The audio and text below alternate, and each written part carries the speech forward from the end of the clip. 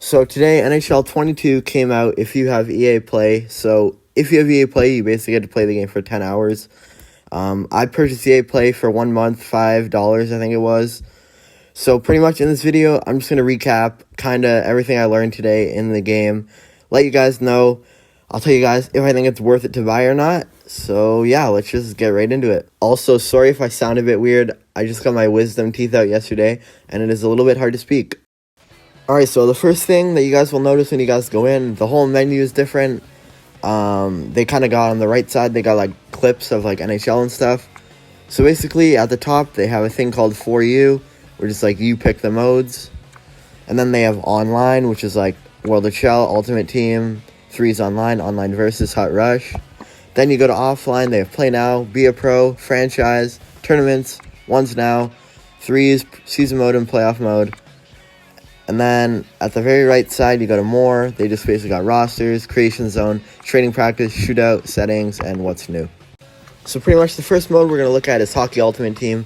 So it looks very similar to last year, I'm not going to lie. There's not many changes. They have the same single-player modes. Online, they have Hot Rivals, stuff like that. They do have the new X Factors, though, which I haven't looked into a lot, but it does actually look very cool. And I'm actually kind of excited to get into it more. So in Rivals, pretty much the same as last year. I do really like the Rivals format, though, how they had it last year instead of the divisions. But, I mean, it's pretty cool. The Auction House, we head to it here, looks pretty much the same as last year. I do really like the card art, though. I think it's pretty sick. I have also seen some of the higher-up players, like, I don't know if you guys have seen the 88 Matthews one. It looks very sick. Or the 90 overall McDavid. You go over to the store here, looks pretty much the exact same as last year as well. They have some new packs, I guess, that they just added to the game. If you played last year, you'll get a loyalty pack. And then if you head over to the right, you'll see your team. This is my current team, just from the starter pack. Haven't really done anything yet. So, you know, if you guys look here on my third line center, you got a 74 Matthew Barzal. It looks like that's something to do with like a X Factor or something like that, and you can upgrade the card.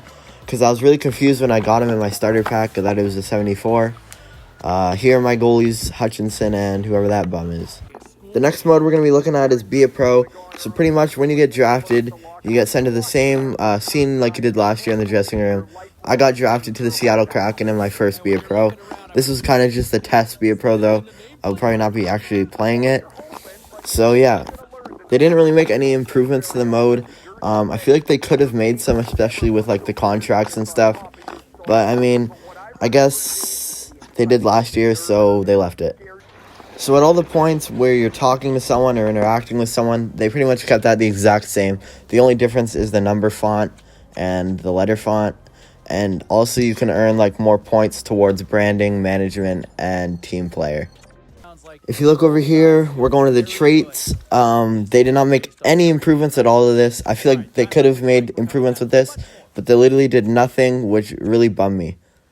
As you guys can see, though, when you get into the main menu here, it does look a lot better, like graphically wise, but that is really one of the only good things I can actually say about Be a Pro this year. They really didn't change it at all. So the next thing we're going to be looking at is Franchise Mode. So Franchise Mode, they made a few changes to, but it is still pretty similar to last year. So now they got Seattle, so if you do an expansion draft, it would be a 33-team one. This menu here is pretty much the same, just different colors and fonts and stuff.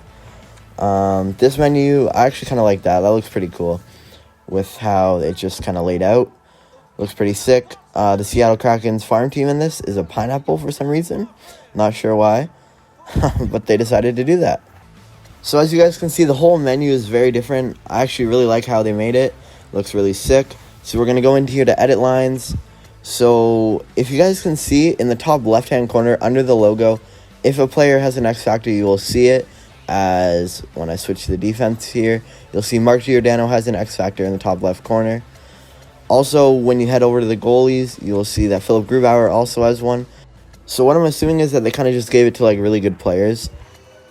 So now we're into trading. It is also essentially the same as last year. You basically see green for the players they're interested in, and then red for basically who the other team wants to trade.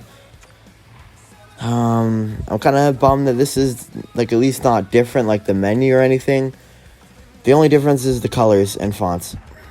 So now I got a little bit of in-game footage for you guys. This is me scoring a one-timer with Nikita Kucherov. So you guys see that thing above his head? That looks pretty sick.